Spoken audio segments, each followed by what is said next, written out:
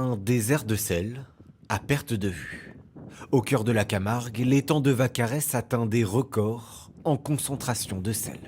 On atteint 70 grammes de sel par litre. C'est 3 fois la dose admissible en Camargue et donc à ce seuil-là, il faut véritablement faire quelque chose. La raison, la montée des eaux. L'eau de mer s'engouffre dans le parc et le sel ne repart pas. La sécheresse actuelle accentue le problème. Cette année, presque aucune pluie n'est venue équilibrer les sols en eau douce. Il n'y a plus un canard, plus un arbre, plus à part de la salicorne, il n'y a plus un mammifère qui va aller se balader. À quelques pas de là, la récolte bat son plein. C'est ici que pousse la quasi-totalité du riz français.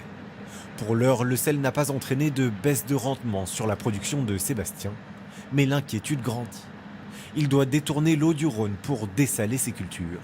Ses champs sont sous perfusion. Il faut absolument amener de l'eau douce pour faire dessaler les terres. C'est la seule solution. S'il n'y a plus l'eau à côté, il faut qu'on change de métier, quoi. Si on ne peut plus pomper l'eau du Rhône, ou si il se passe quoi que ce soit, ou le Rhône commence à être salé ou quoi que ce soit, ça va devenir très très compliqué pour les Camarguais. Une crainte pour toute la filière de riz camarguaise qui fournit 20% de la consommation française. Si les rizières périssent, il faudra se tourner vers l'agriculture étrangère. Ce serait dramatique parce que la filière riz fait vivre 2000 personnes aujourd'hui, en amont, en aval, et on serait à la merci de riz asiatiques qui n'ont pas la même traçabilité que ce qu'on a aujourd'hui avec le riz de Camargue. Pour sauver le riz de Camargue, ces ingénieurs agronomes expérimentent de nouvelles variétés hybrides, plus résistantes au sel.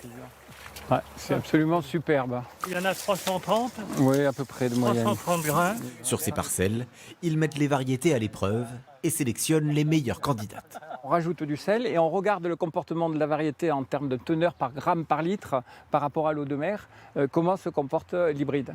Et là, on a des résultats assez exceptionnels. Il faudra au moins 2 ans avant que ces espèces expérimentales soient commercialisables.